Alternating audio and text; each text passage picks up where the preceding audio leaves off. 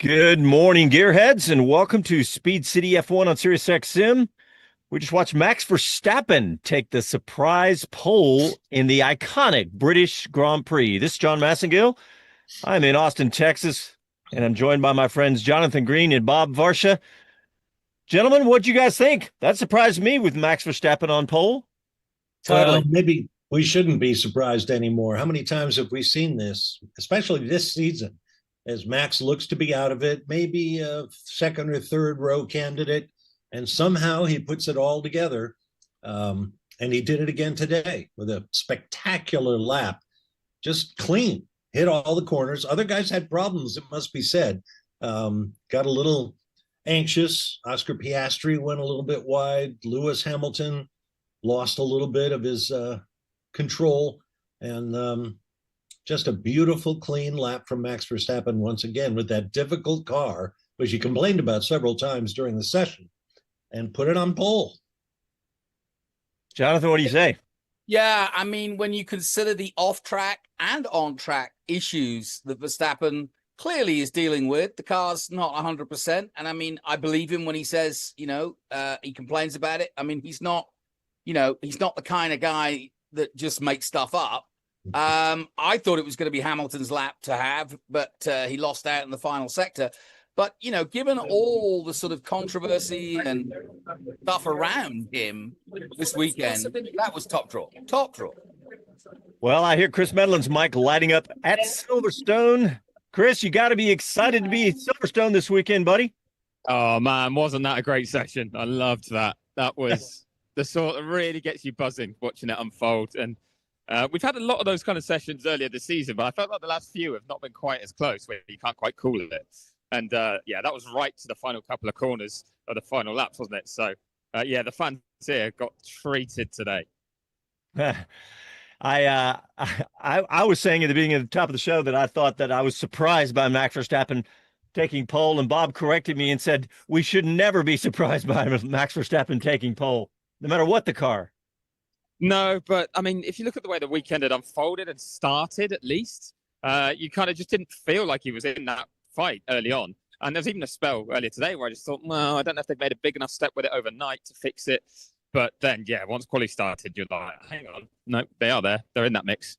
It was very, very impressive in the end.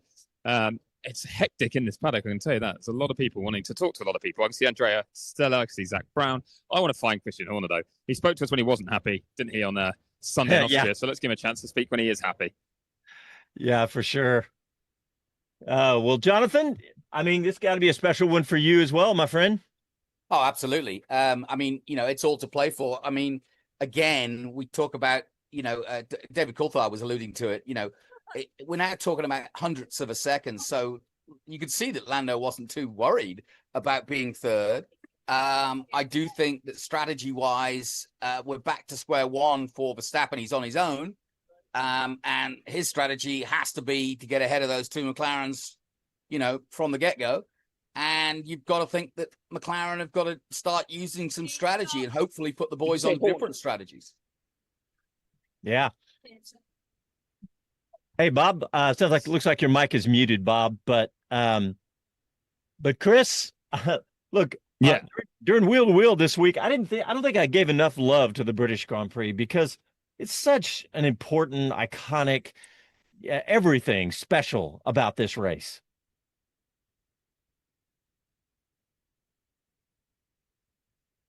Oh, I'd say it is. It's the Austrian broadcaster service. He wanted to know what. Go ahead, Chris. How I describe it. He went to social media. Oh, we may be losing you, buddy. Maybe losing Chris at Silverstone. Well, Jonathan, you can pick up that mantle. Yeah, I mean, it really is. I mean, for the sort of not well-trodden, not wealthy people of Britain, it's their summer vacation. They go there, they camp out for a week. It's their summer holiday. You'll get close to 110,000 people just camping in the fields by Silverstone. It's a festival. It's become a festival. There's concerts just like there are at Austin. They've taken, a sort of leaf out of the American book and made it much more of an entertainment thing. I watched the F1 show last night where they introduced each and every one of the drivers and had them throwing rugby balls and all sorts. It's a far cry from the days when I used to bicycle around Silverstone on a Thursday. Well, I know that I haven't seen official numbers yet, but there's typically close to 500,000, 450,000 plus, including plenty of celebrities. I know that Keanu Reeves is there and Chef Ramsay is there. I mean, those are the two big names that I've seen, but yeah, such a special race. And the very first ever Grand Prix, 1950, Jonathan? Yep, 1950. They killed a few sheep doing it. They held it at the old airfield that was Silverstone, World War II airfield. And history began 1950, May 10th. Wow. Bob Varsha, I'm going to do a mic check, see how you're doing over there, buddy. Oh, it's still that we still don't have you yet, but we'll check on that here in a second. But Jonathan, let's talk about this qualifying. Look, we talk about the surprise pole from Max Verstappen, which is absolutely not the right word, but like Chris said, they didn't look like they were in it. But you said that Piastri's probably not worried, and I agree. Probably race pace, the McLarens are probably going to be strong, I would bet. Yeah, and like I said, they have the plus of being able to sit down in the strategy meeting and go, okay, we're sat alongside each other or one behind the other. How do we play this? Because scenario A is Norris gets the jump on Verstappen and controls the race, and Piastri tries to slot in behind him or at least get past Verstappen as soon as he can. Plan B is Verstappen gets a good start, and then the McLarens are playing chase.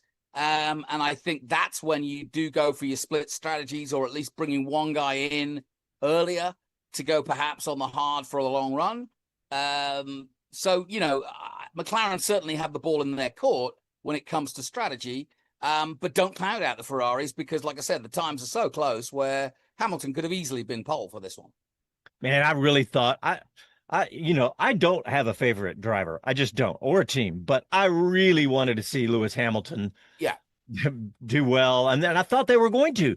It's funny, in Q1, Ferrari were kind of nowhere. In fact, they almost really were nowhere because they didn't let the drivers out for a second lap, and Hamilton almost missed Q2. What did he end up? 14th, just 13th, barely. Yeah. In fact, I think he was probably holding his breath if he knew anything. I know the team was, because Gasly was, potentially going to push him out. But yeah, and then in Q2 they went to the top of the times. I thought really that they might have this because with some recent upgrades, I thought Hamilton could end up on pole. That's really what I was hoping for. But guys, let's get a quick break in, and we'll be back right after this to help wrap up the British Grand Prix qualifying.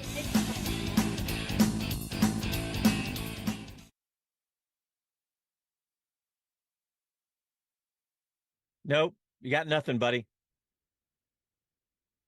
All right, we're doing a mic check for Bob. Hey, YouTubers. Keep going, Bob. Keep going. Bob, click the button to the right of your microphone, the little arrow. Yeah, we don't hear you, Bob. Or unplug everything and just go with your built-in. Yeah. Hey, Chris, just checking back with you. How's your connection?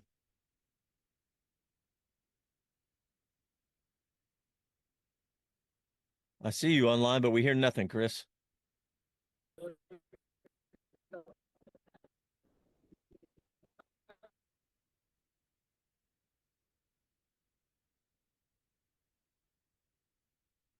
And I can't see on the YouTube chat right now for some reason. Why is that not? There it goes. There we go. There's Kevin Kelly, TW, all the usuals. Mike Bowles, Andy P, Joe of Oyster Bay, Bill Ricker, Bill's here, Todd Dauber, everybody's here. Well, if boy from Oyster Bay's here, we're all safe. Hey, Bob, we still can't hear you. Why don't you just unplug the Shure microphone? Oh, you did? I think the problem is... There you go. Now we got you. there's a new version of the MOTIV installer or whatever, and I think it's refusing to use the old one because I haven't installed the upgrade. Well, it sounds good, especially when you're leaned up over your laptop. It sounds okay. So Yeah, there you go. That is really irritating. Yeah. I hate it. All right, coming back. Here we go.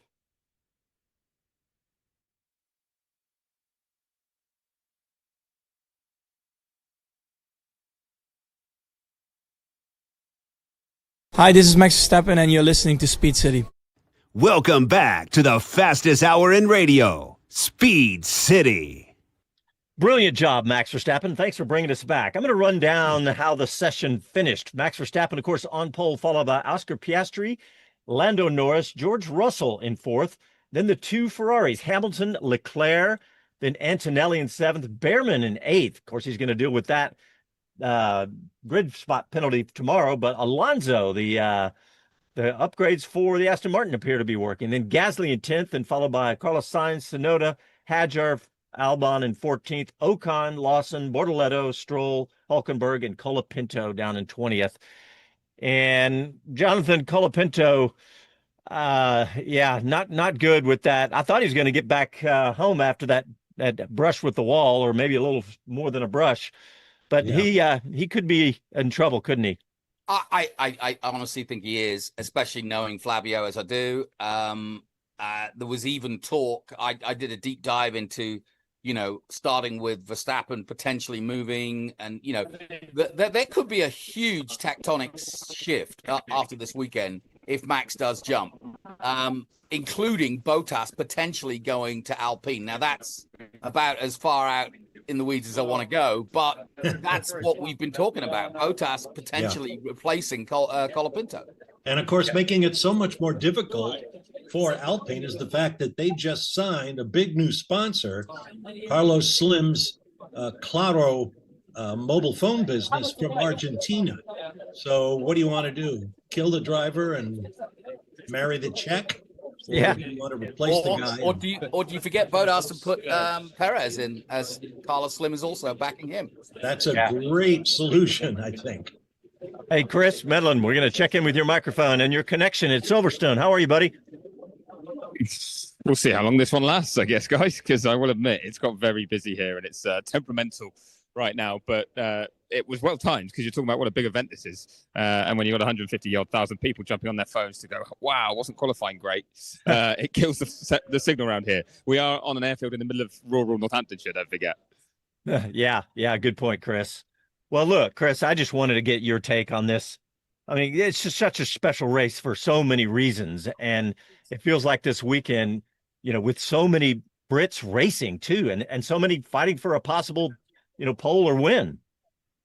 Yeah, I mean, in many ways, there was a lot of potential this weekend, like the way it started, at least. And if you look at the fact, Lewis could have ended up on pole today, Lando could have ended up on pole today, Ollie Behrman was rapid, but then for different reasons, it's not come together for any of them, has it? And you got a front row that doesn't have a Brit on it at all. But I do think it's beautifully set up for tomorrow. And yeah, it's something that Max Verstappen has actually said a lot, and Fernando Alonso as well. It's a very knowledgeable crowd at Silverstone, is the way they say it. I mean, that's kind of natural when you're lucky enough that this is the heart of Motorsport Valley. There's so much F1 based around here. It's kind of part of a lot of people's lives around here. So it means that there's a real appreciation for something like Max's lap there. That doesn't go unnoticed. The way the grid's set up, people will be excited by. Piastri gets good support. I did an interview with him actually earlier in the weekend, and he was saying that, I've never had any trouble here. And he was nearly cheered as loudly as Lando everywhere he goes. So it's actually a really good atmosphere this weekend in that sense. And the perfect British weather as well. The sun's disappeared. It's gone nice and grey. Of course.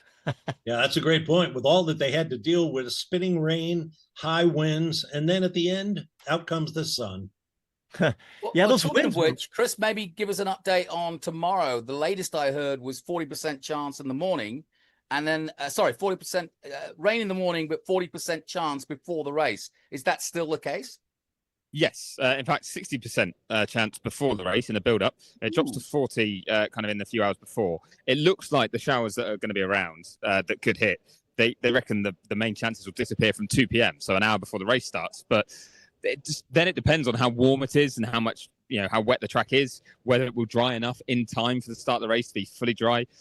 You can never be sure in any sense. But it's definitely a threat around there. And I think it's the junior races in the morning that are more likely to be impacted by it. But there's a chance that as we get close to lights out, once all that racing's done, that actually the grid, the pit lane could open for the cars to go to the grid and it could still be wet. So it's going to be worth keeping an eye on. But to be honest, I want it to be dry. I know we had a mega one last year with some rain involved, but I think we've got 6 drivers up there starting in the top 6 who will all be going, why not? Why can't I win this race? Sure. Yeah. Including Russell. Yeah, Exactly. Russell surprised me a little bit. Did that surprise you, Chris, that Russell was faster than both the Ferraris? Massively, as in by the end of qualifying, the way it had been shaping up. Yesterday, I did a chat with my local radio station from Somerset, who always get excited about Lando Norris. They just wanted my prediction. And of course, they wanted me to say Lando was going to be on pole and win. And I couldn't say that because I was like, well, I think in this weather, I reckon the Mercedes will be pretty competitive. And I kind of was saying, why not George? But as the way it played out, it was not looking so good until we got to that final run on Q3, and then it was very, very good. I'm going to risk signal here. I've moved slightly, so I hope I'm still with you guys, but I'm going to try and grab Christian Horner. He's just having a chat in the paddock, and I'm trying to work out who he's chatting to. He's chatting to Eddie Irvine, of all people.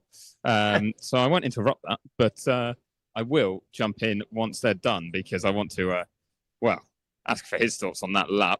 I've lost out at F1 TV. Of all people, aren't they rubbish there? Aren't they horrible at F1 TV? Eddie Irvine, he's always good for a comment. Yeah. Yeah. I want to think that Christian Horner and Eddie Irvine probably raced against each other in 3000. Maybe so. Yeah. Get on Google to work that one out. I can tell you that Netflix have got their mic right in the middle of this conversation, so you will find out probably next March what was said, if it was worth broadcasting. Chris, you'd be proud of Johnny Green. He's got his British flag cap on the underside of the bill today. So he's fully and his Silverstone background. So he's representing today. So biased, isn't he? So biased. I can't help myself. I hope his all-American dog Murphy bites his leg. I'll admit, I was quite biased watching the end of that session, though, wanting a Lewis Hamilton pole position. I felt like that would have just been a great story once again. Yeah, pole with Ferrari. Just as George Russell winning this race would add so much fuel to the fire of who's going where next year. Yeah, that's great, Bob. I mean, there's so many stories. Like Lando needs a win here too. But Chris, I was saying that when you dropped off, I was saying the exact same thing about Lewis Hamilton. I have no bias, but I wanted Lewis Hamilton to get this one. Just just because. And he might have, but for that little guffaffle he had on his last hot lap. Nice job by Gasly, close, wasn't he? Sorry. I was just looking at the stat. Nice job by Gasly. We got to be happy for an Alpine this weekend, right? Yeah. Well, that's all that Flavio has been saying is he says the car's good enough for Q3 and we need to be there.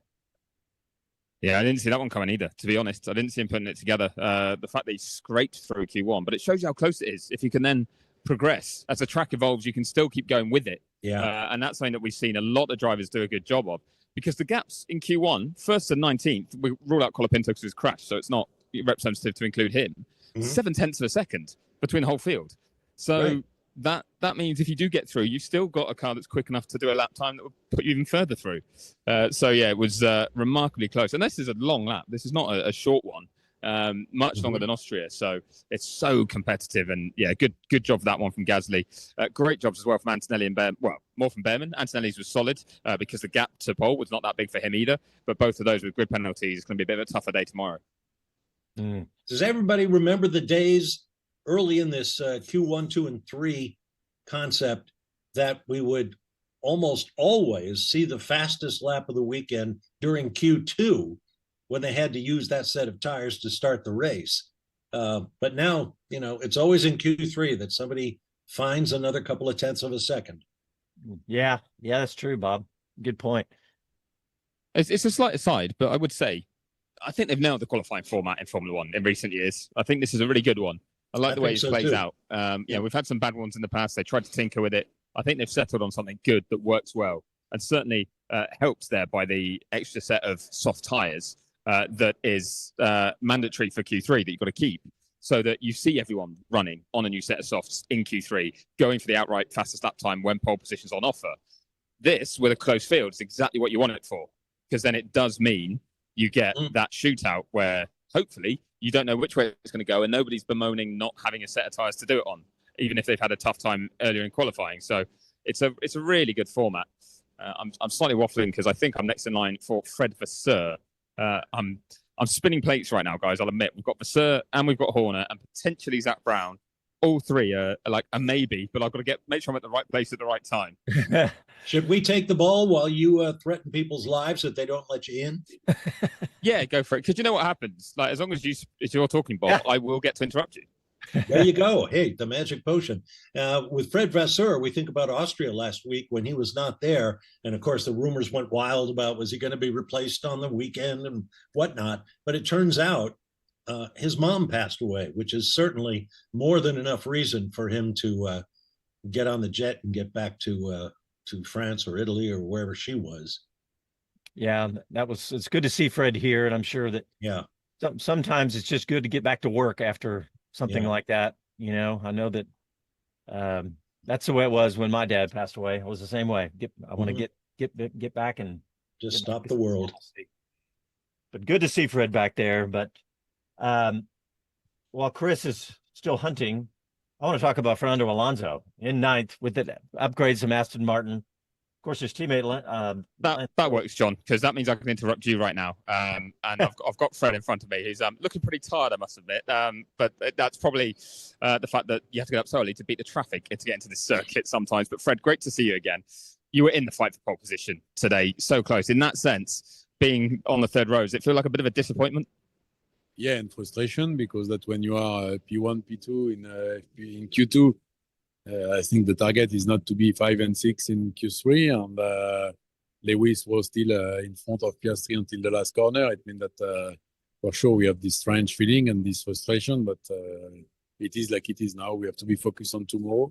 We showed a very strong pace yesterday on the long stint. It means that it's possible. Yeah, you look strong all weekend. You've definitely been able to get the pace out of the car here. Is that partly due to the upgrades you brought in Austria and then getting more out of them on this track? Yeah, I think for sure it's helping. If it was not that, we didn't do it. No, it's helping, and it's helping also the drivers to be probably a bit more confident with themselves and pushing everybody to go in the right direction. It's always a kind of a positive or negative spiral, and we are on the positive side of this, but it's a bit of a shame today that would have been better. Is it something you've seen maybe help Lewis a bit more, though, find that confidence? We've seen him sometimes struggling qualifying this year. Yeah, but all the weekend he was in a good shape from first lap of FP1 to the last corner of Q3.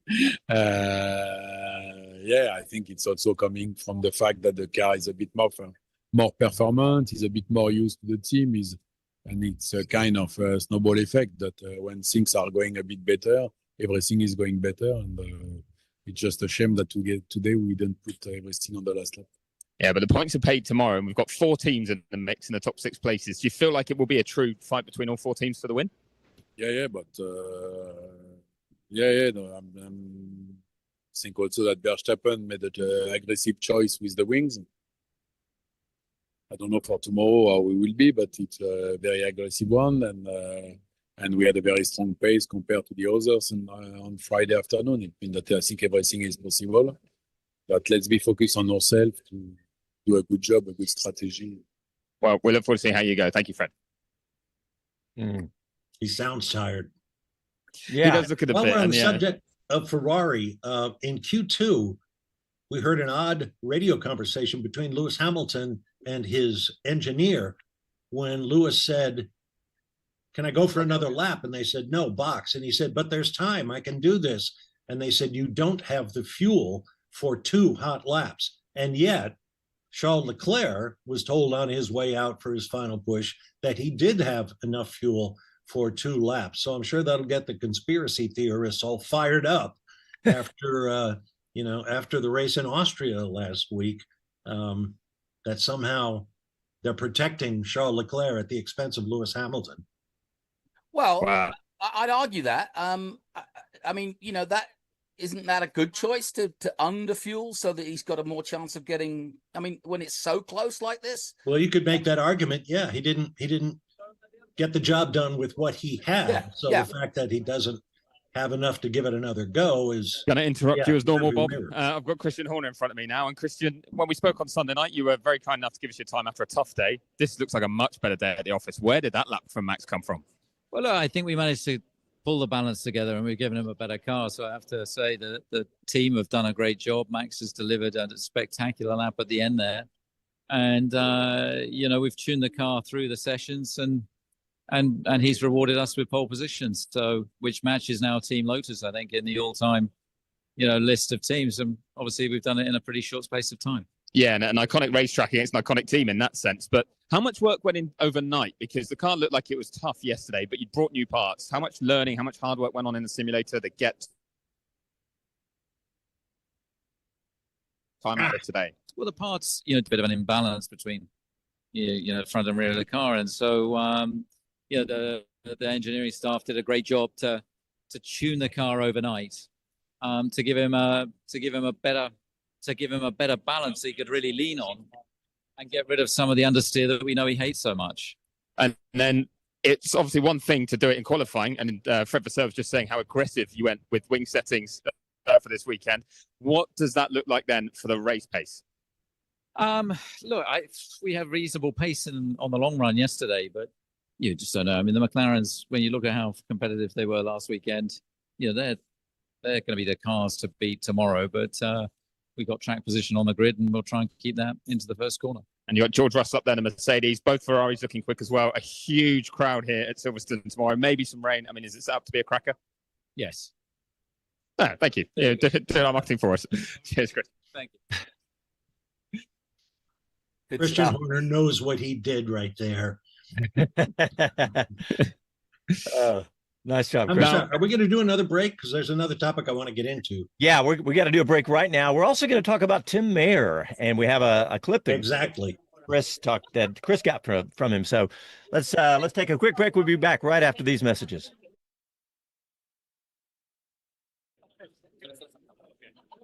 All right, we got lots of folks on YouTube. Bill Rickers, he was talking about camping earlier. He says, "Is it really a camping weekend in England if it doesn't rain?" I like that. Nice. And it did rain a bit overnight, I think. In Britain, no matter what the weather is. Yeah. Hey, yep. Bob, Andy P had a really good suggestion. The little red light on a Shure microphone is what's happened to me before. Yeah.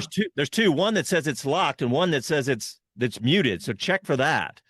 That's a good thanks, Andy P. He obviously knew what mic you had because everybody's got this same mic. Where's the Mike button? Bowles says, "Don't poke the V bear, the Verstappen bear." And somebody with a Japanese or Chinese characters says 2222 Max Verstappen. I don't know what that means, but I hope they're excited for Max's pole position today. That's the song. So it's the you can't hear it from the Dutch fan. So the that bit. That's it. That's I could have done that. Yeah, I think it's called Simply Lovely. Yeah. Nice. Did anyone notice GP's message to him as well? A lot of people picked up on that on social media, where he said you went motor racing today, which of course is a pretty clear repetition of what Michael Massey said to Toto Wolff back in 21. So I don't know if it's just the fact that it's he was fighting Lewis Hamilton among others, and he's at a circuit where he has taken flack in the past because of the fight he had with Hamilton and obviously that incident when they came together in 21. So I wonder if it was linked to that or if it was just a bit of fun, but. Yeah, I don't know. That's funny. We haven't really talked about there's so much chatter about Max and Russell and everything. So we haven't really talked about it. I guess it's really still all rumor at this point. But Chris, I'll ask you that when we get back live on the air. All right, here we go. It's getting.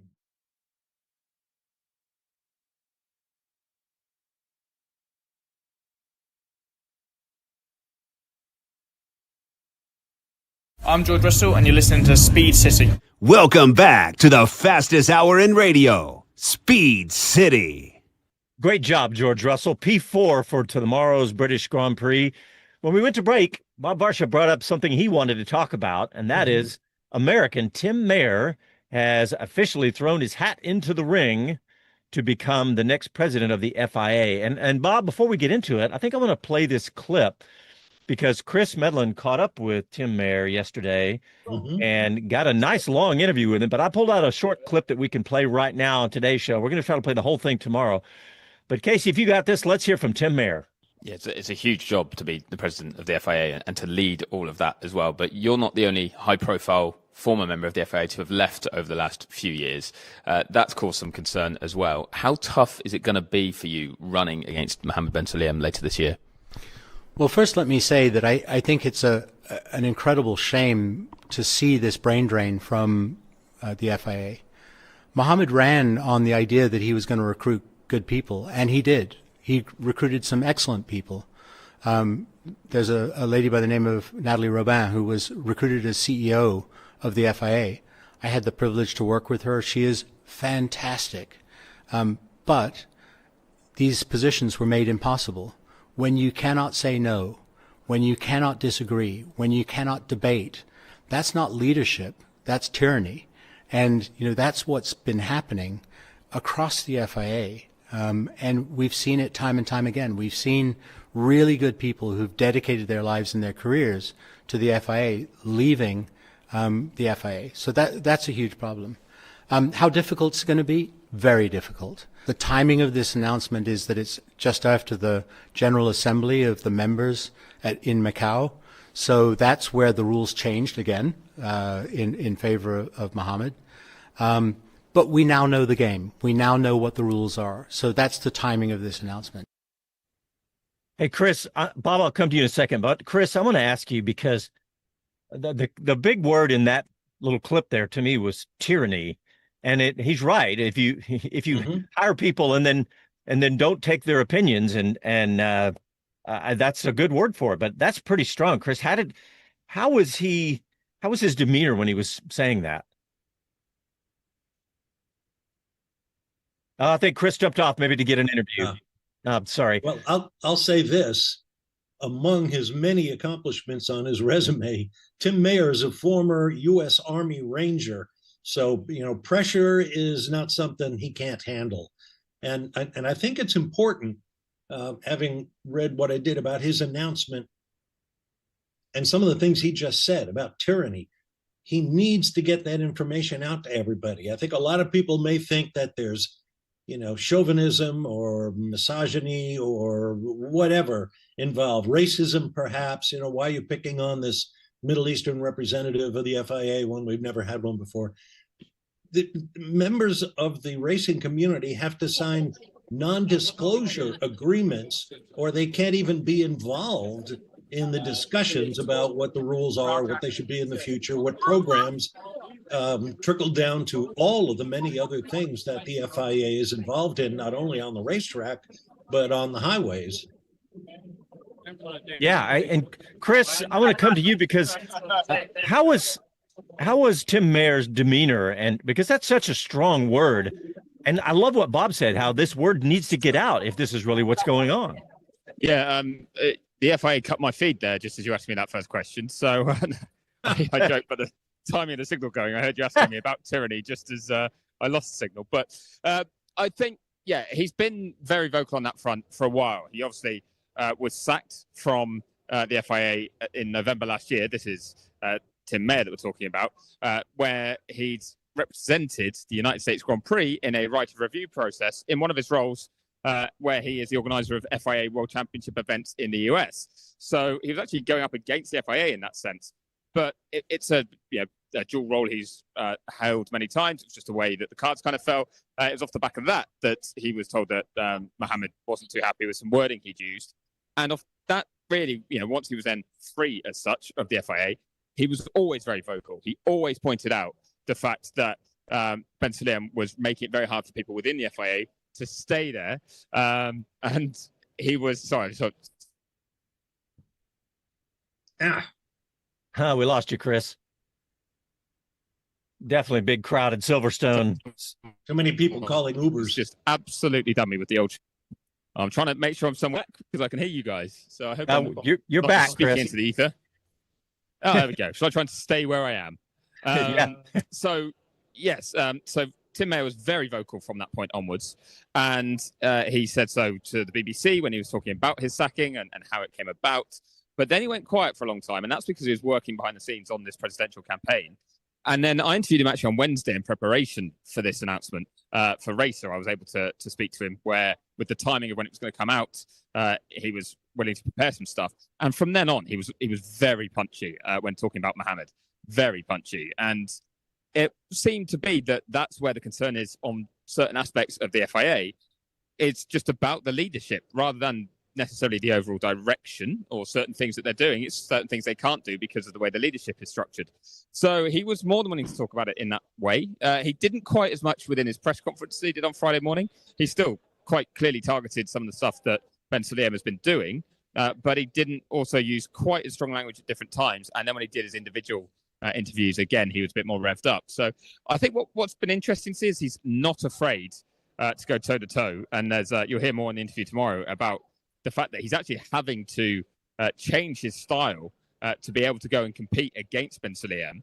But at the same time, it's still a long way till we even get to that ballot. And the way that the statutes have been set have actually meant that there's going to be a lot of digging going on, a lot of assessments from the nominations committee at the FIA, where they could try and find reasons not to allow him to run. So it still feels like there's hurdles to jump over. Interestingly, as we talk about this, Tim Mayer is directly behind me, talking to René Roslin from Prema. So he is allowed in the paddock, so that's good to see. There's been no blocking of his pass or anything like that.